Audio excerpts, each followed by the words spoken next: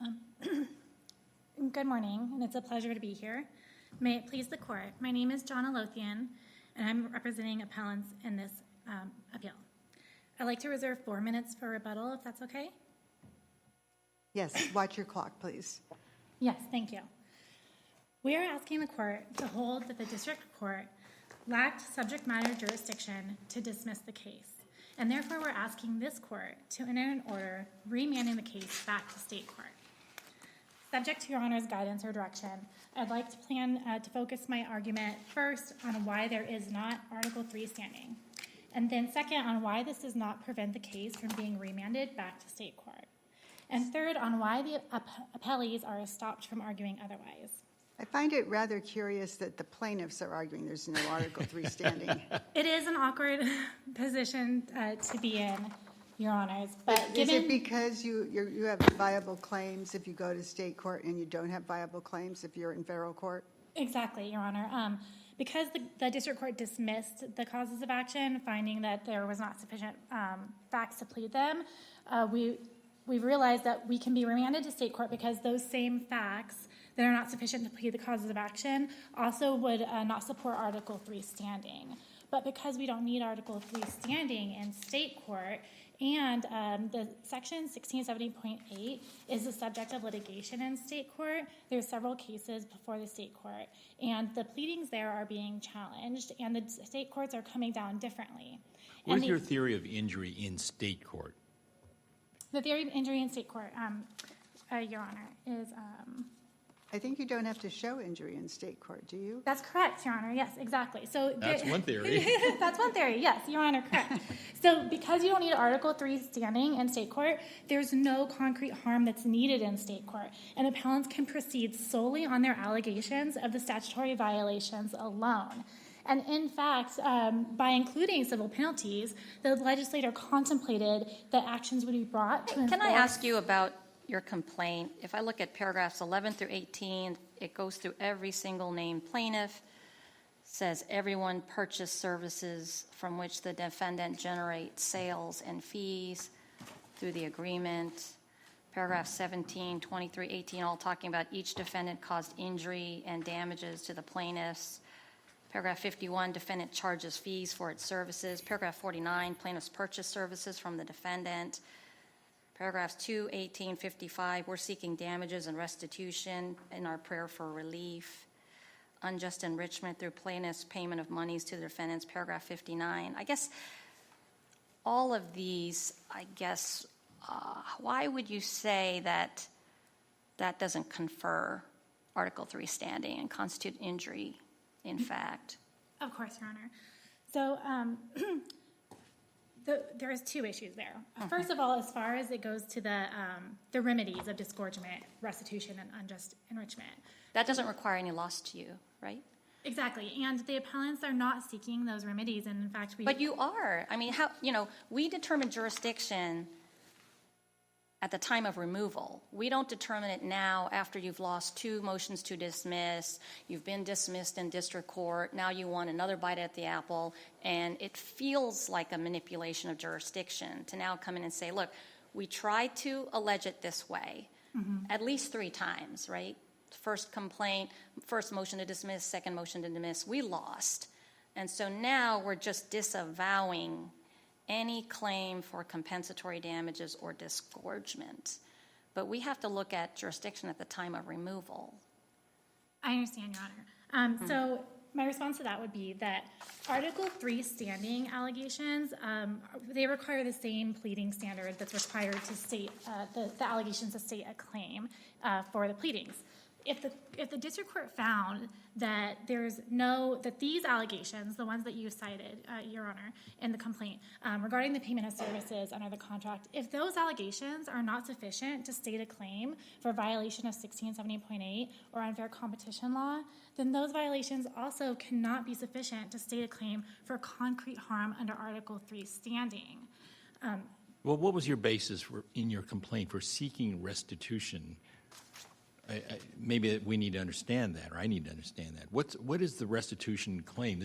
Usually a restitution claim is based on fraud, misrepresentation. You purchased something, it wasn't what you thought it was going to be, and I want my money back. Here, there's no claim of fraud. This was open and notorious. This claim was there. They paid the money.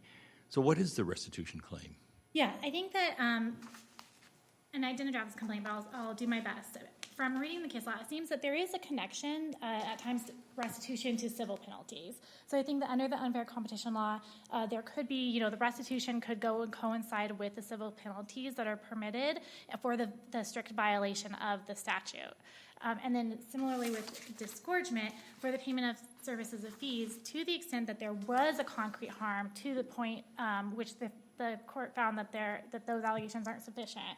But if there were a concrete harm to the point where there was a threatened enforcement of the non-disparagement clause, and there was cancellation of the services, because that's what's alleged in the non-disparagement clause in the services contract, then at that point, those plaintiffs would be entitled to a refund of the payment for the services that they paid under the contract for which was canceled. It never got to that point. There was never any attempt to exercise speech. There was never any threat for exercise speech. So is there still a claim for restitution simply because they paid money for the service and had an unlawful clause in the contract? There is not. There is not a claim for restitution, and I think that, when you're drafting the complaint, you're trying to be as inclusive as possible. But given this, then there's no longer any claim for restitution. We're looking at the complaint. Just because you fail to state a claim under 12b-6, I just find this posture is a little bit interesting. The district court did not address standing. The district court, for purposes of 12b-6, said you failed to state a claim and was looking at whether the agreement constituted a contract for the sale or lease of consumer goods or services under this statute. So was answering a different question. Regardless, we have to look at standing de novo. Yes. So I guess I'm just confused because it seems odd that someone's failure to state a claim is, multiple times, at least 3 times, is now saying, well, I never meant to state those claims anyway. Now, send me back to state court. It just seems odd, and it does seem like jurisdictional manipulation. I understand, Your Honor. So I think the problem is that there would be an inconsistency in the ruling if the motion to dismiss was not reversed, but we're looking at standing de novo, and the district court didn't decide standing, right? The district court just did 12b-6. Does this agreement constitute a contract for the sale or lease of consumer goods or services? I think you would agree the district court didn't address standing, right? You didn't raise it until after the second motion to dismiss was fully briefed. I agree, Your Honor. However, and didn't ask for reconsideration of the second motion to dismiss order on the issue of standing, right? I agree, Your Honor. However, if you look at the basis of the district court's order dismissing, they found that the allegations for the payment of services under the contract were insufficient to state a claim. If there's no payment for services under the contract, there's no remedies that can flow from that.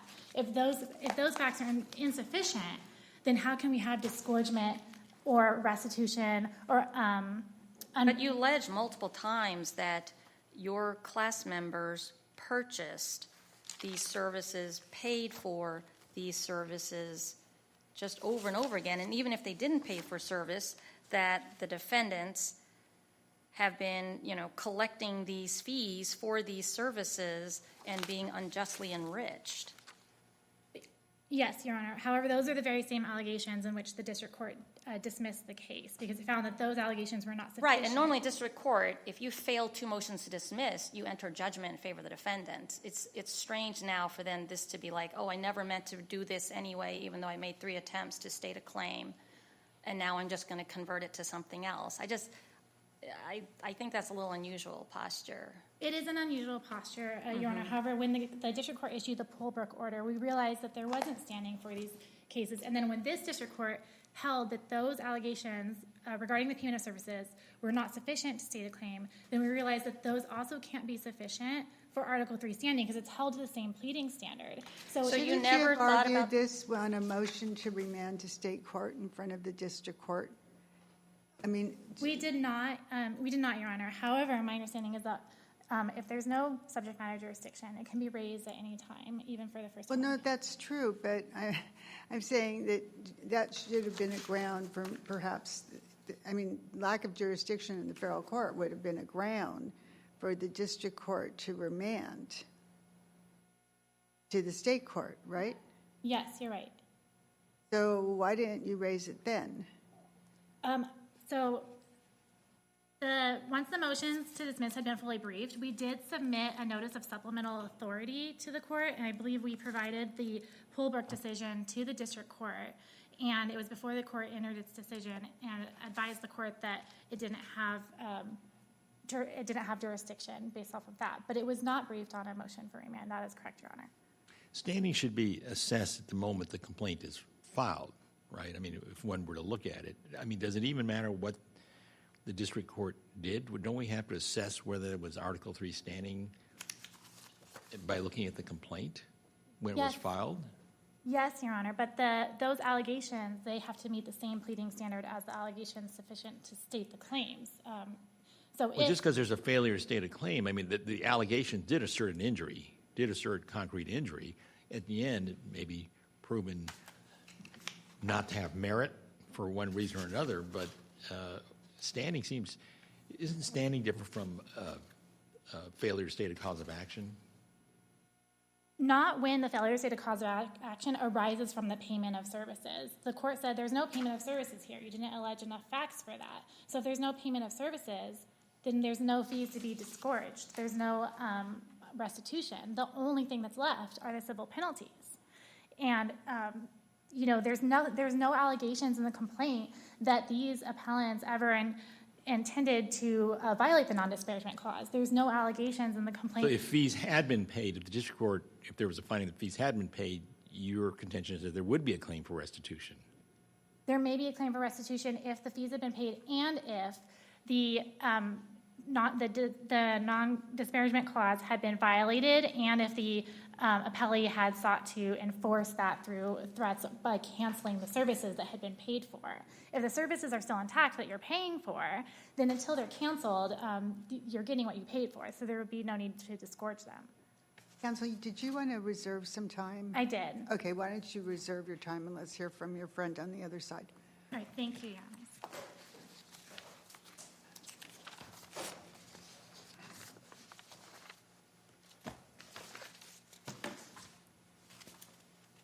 Good morning, Your Honors. May it please the Court. Matthew Benedetto from WilmerHale on behalf of Bank of America. What is remarkable about this proceeding is the extent to which the appellants have completely disavowed what they actually alleged in their complaint in order to now argue that they lacked Article 3 standing. And that's both in their papers below, appeal papers, and in their presentation this morning. Appellants assert that they did not seek damages in their complaint, but the amended complaint's prayer for relief says otherwise in black and white at subpart D on page 33 of the record. Appellants in their briefing never once acknowledged that they paid fees for products and services offered by the bank and covered by the online banking services agreement.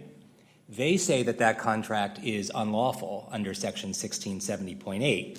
Hence, those fees should not have been incurred. That is classic monetary harm for purposes of constitutional standing. Appellants also pled restitutionary. But where do they actually say they were charged any fees? They, yes, Your Honor. They, if you look at paragraphs 48 through 51 of the amended complaint, also paragraphs 23, they allege that they were, first of all, account holders at Bank of America who were required to sign and agree to the terms of the online banking services agreement. They say defendants regularly charge fees to consumers of their services, but they don't explicitly say they charge me. And they say that they do say that they purchased services, though, covered by the online banking services agreement. And services, if you look at pages 15 and 16 of the supplemental record, which is the OBSA, you will see services there that carry a fee. So there are fees that they have alleged that they paid, both the named plaintiffs and the class. But even if you take a step back and say, okay, well, maybe these plaintiffs didn't pay fees, they would still have, in their view, a claim to restitutionary disgorgement, because under California law, a plaintiff who is seeking restitutionary disgorgement based on the company's... But you got the district court to agree with you that plaintiffs never alleged that they were charged fees. So now you want us to go back on that? This feels like very much gymnastics. Your Honor, I would say that we argued that the appellants did not sufficiently plead a connection between the purchase of any particular good or service and a service that was in fact covered by the provision of the contract that contained the non-disparagement clause, and which is the Zelle service, which is free to use. So our argument is the non-disparagement clause applies to the Zelle service. The Zelle service is covered in Part 4 of the Online Banking Services Agreement. That's where the alleged challenge provision is. And the appellants could never pay to use Zelle because it's free. Therefore, it could not give rise to a sales contract. But what is imperative to say is that the standard for review of standing allegations is not equivalent to the standard under 12b-6. But if we accept your argument and we find that there's no jurisdiction, isn't the proper remedy to remand to the state court? That is a remedy, Your Honor. I mean, we think that, however, this panel could also conclude that remand would be futile, right, on the ground that the failure to plead the existence of a sales contract, just as the lower court found, would also be a bar to recovery in state court. Right, a threshold question. That issue hasn't been decided by any appellate state court yet. It is an open question. I know the trends of the superior courts go one way, but you got a couple of district courts kind of seeing it a different way. Correct. We don't know. Correct. I would just say, though, that a threshold question in any court, state or federal, whether Section 1670.8 has been violated, is whether there is a sales contract. And if appellants have not Wait, pled... is it your position that there's no jurisdiction over this case and plaintiffs don't have standing? Or you're saying they do have Article 3 standing? I think I may have misheard you. I was responding to the remand, whether remand would be futile as sort of state Okay. court jurisdiction. No, our argument is from moment one, appellants had Article 3 standing based on their allegations of harm for the fees, their seeking of restitutionary disgorgement as a remedy, based on their right under California law, a legal right to pursue profits that were unjustly obtained by Bank of America, allegedly, because of the imposition of the Online Banking Services Agreement. Now, this is important because a plaintiff, even who has not suffered direct loss, could pursue restitutionary disgorgement in federal court, given substantive California state law, which says that a plaintiff does not need to have direct financial loss to pursue that claim. What's the restitutionary claim in that instance, So- if nothing was paid for the service? So the theory would go that Bank of America, and this is outlined in paragraphs in the amended complaint, that Bank of America profited through its imposition of the Online Banking Services Agreement by quelling customer dissatisfaction, by preventing customer defection to other financial institutions. There is actual specificity around that pleading where they talk about particular public distrust of financial institutions following the financial crisis in 2008. So the theory, as advanced in the amended complaint, is that the Online Banking Services Agreement imposed a non-disparagement clause to prevent that from happening, thereby driving up profits. And the appellant's theory of restitutionary disgorgement is they and the other class members paid monies under the agreement, which contained the challenge provision. Bank of America profited from that unlawfully, gained those profits unjustly. And therefore, even if an individual plaintiff never purchased a product or service under the OBSA, or covered by the OBSA, that plaintiff would have standing to pursue that claim. And this court, in the Facebook internet tracking litigation, described that as a theory and a viable theory of Article 3 standing in the absence of direct harm to an individual plaintiff. But I want to go back and just make my record on this because appellant's counsel said that the standard for pleading standing is equivalent to the standard for pleading a statutory violation, and that's just not right. This court, citing Lujan, and as recently as last year in the California Restaurant Association versus City of Berkeley case, held that only general factual allegations in support of standing are required.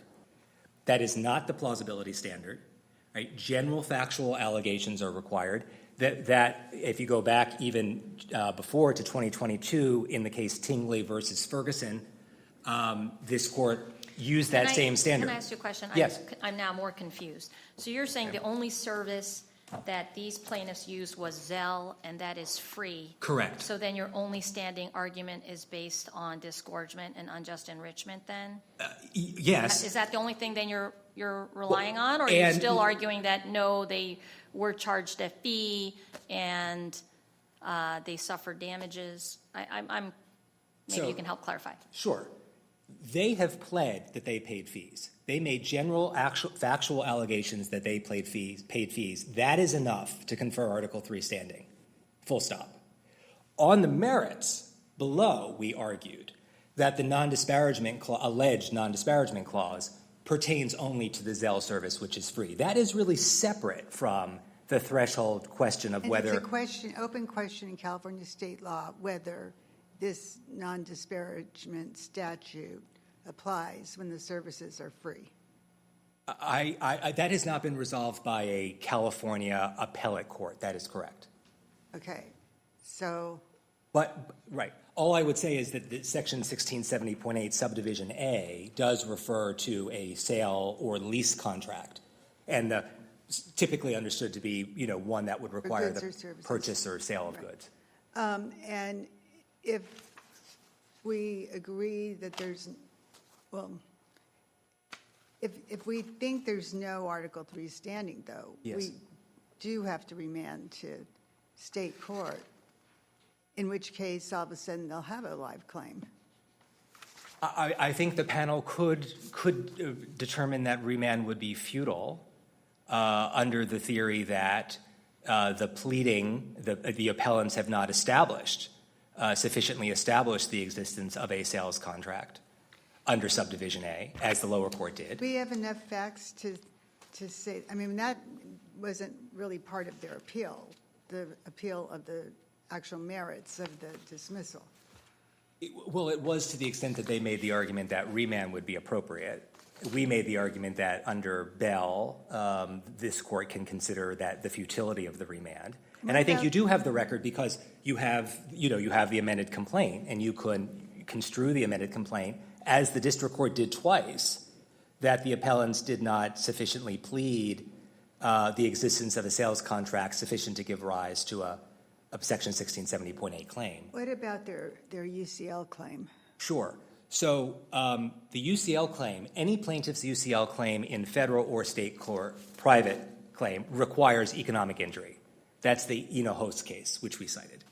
Only the Attorney General or a comparable government entity can bring a case for civil penalties with the absence of individual harm. So if the plaintiffs are now disavowing, as they have in their briefs, that they suffered no monetary harm, then they can't bring a UCL claim in state court either. And I think they agree with us on that. What is if the court below was correct that the only basis, what did the court do with respect to the Zelle being free, and therefore the only basis for seeking monetary relief or restitution was a disgorgement theory? Yes. Is there standing, Article III standing, if you weren't hurt? Does that mean anybody could sue the Bank of America even though they didn't pay a penny? Your Honor, the district court did not specifically address the argument we made about Zelle. What the district court addressed and concluded was that with respect to any product or service, the plaintiffs had failed to plead sufficiently that there was a purchase of any service that was subject to the OBSA. So there was no specific finding with respect to the connection between, for instance, the non-disparagement clause and the Zelle service. That just was not addressed by the district court. All right, but I'm asking you are asserting that there would have been a theoretical basis for Article 3 standing based on this disgorgement theory. Yes. And I'm sort of puzzled. I've never seen a case like that where somebody can come into court, didn't pay a penny, Right. and say, Bank of America, you made too much money. Yes. There's standing for that? Well, again, There's no injury. It's just, you're being unjustly enriched. I wasn't hurt, but you made too much money, so give me some of that money. appellants did plead that they paid fees, though, right? Well, okay, put that aside for a second, Okay, because you said all there right. wasn't finding. I'm just curious, I'm just pursuing this theory. So, sure. So I think that if you take the theory of restitutionary disgorgement that is set forth in the amended complaint, which is that, in the appellant's view, Bank of America profited because it instituted an online banking services agreement which quelled Bank of America customer dissatisfaction, right? Prevented customers from telling would-be Bank of America No customers. allegation it affected them in particular. I'm asking where there's no allegation their speech was quelled. They were going to do something that they were deterred from doing. No allegation they paid a penny. Disgorgement usually means taking back something that was, it's a form of restitution. Yes, but the theory is that the bank profited because it imposed a. And what's standing? I understand that. Yeah. But what's the standing, the Article 3 standing of a member of the public who had nothing to do, nothing to lose, to get a disgorgement remedy, monetary remedy? I've never heard of such a thing. So this is discussed, for instance, in the Facebook internet tracking litigation, which is 956 F3D at 589, right, where that case describes that under substantive California law, a plaintiff who does not suffer individual harm or loss can assert a legal entitlement to restitutionary disgorgement and thus have Article 3 standing if there is a connection between the harm that's alleged in the complaint and their own interests. And I would say that the amended complaint does describe that, because it says, as account holders at Bank of America, we were deprived accurate information, right, because of the imposition of the non-disparagement clause. The bank profited from that because it kept customers who maybe might have expressed dissatisfaction from telling other customers about that. That is the theory that is in the complaint, which we think is an independent justification to find Article 3 standing. Can you clarify, did the plaintiffs use other services of Bank of America than Zelle and paid for those services? I'm just unclear on the facts. Yeah, they have not pled which services they used, right? They have pled that they used all the services and paid for all of the services covered by the online banking services agreement. And you can look at page 21 of the record in the very first paragraph. Services including but not limited to mobile banking services, Zelle, ACH and wire transfers, markup fees on currency conversions, remittance transfers, currency exchange, all the fees identified in Section 11A of the Online Banking Services Agreement and other financial services and products. They pled that they used, accessed, and or purchased all of those services and paid those fees. But only Zelle is free? But the others right. have fees? So if you look, for instance, at pages 15 and 16 of the supplemental record, you will see, for instance, that for certain ACH and wire transfers, there are fees associated with those services. Zelle, though, Zelle is not like a thing you buy. It's a platform that you use, and it is free to use. Is it on every bank? Does every bank have Zelle? Many banks do. Yes. Yes is the answer. It is not a proprietary product to Bank of America. No. But are you saying that the fees that plaintiffs may or may not have paid for services other than Zelle are relevant to the standing analysis or not? Yes. Why? Yes. Why? Yes, because Why? they are. You said the disparagement clause is only tied to Zelle. So their theory, again, this is not what we advanced below to the district court. Their theory is that the entire OBSA is transformed into a sales or lease contract under Section 1670.8 because of the fees that are covered by the agreement. That's their theory. They reject our interpretation that the non-disparagement clause is limited only to Zelle. So again, based on the four corners of the complaint, they are alleging the entire agreement is unlawful. The agreement imposes fees, even if they didn't pay them. It imposes fees. It is unlawful under Section 1670.8 to impose. So if I understand you correctly, and I'm sorry, I'm just confused about this. So if plaintiffs did pay fees for services other than Zelle, Yes. You're saying those fees would suffice for Article 3 standing separate and apart from the disgorgement theory of standing? Yes, that would be the argument. The argument would be those would be general factual allegations sufficient to confer standing in an Article 3 federal district court. That, whether or not those same plaintiffs can actually state a viable cause of action under Section 1670.8 is a separate analysis. So you can lose on the merits because the district court can say, no, that's not how it works, that's not how the statute applies, but still have Article 3 standing yes. because it was alleged in a more broad fashion. Yes, I mean, and going back 50 years to the Warth versus Selden case, which was a Supreme Court case, involved a zoning challenge in upstate New York, said standing in no way depends on the merits of the claims, right? Because in every case, and this is actually described more recently in the I-10 versus County of Los Angeles case, this court, 81 F4D 979, which was about the COVID-19 moratorium eviction, the court had an extended discussion of the difference between the two analyses. If a plaintiff has a viable cause of action, takes it even to trial, let's say, and loses, or the jury awards no damages, the court doesn't say that plaintiff didn't have standing, right? A plaintiff can have standing to pursue claims that ultimately don't have merit. Right. I think we understand that. Counsel, you're well over your time. I'm just wondering if you would sum up your position. Sure. Our position is the plaintiffs, based on a review of the four corners of the complaint at the time the complaint was removed, demonstrated Article 3 standing through the alleged payment of fees by the plaintiffs and by the other class members, as well as through a remedy of restitutionary disgorgement, which under California law does not require any individual loss. That is sufficient to confer Article 3 standing, and the district court was proper in dismissing the complaint on the merits. All right. Thank you very much, Thank you. Counsel. I believe you have some time, Ms. Lothan.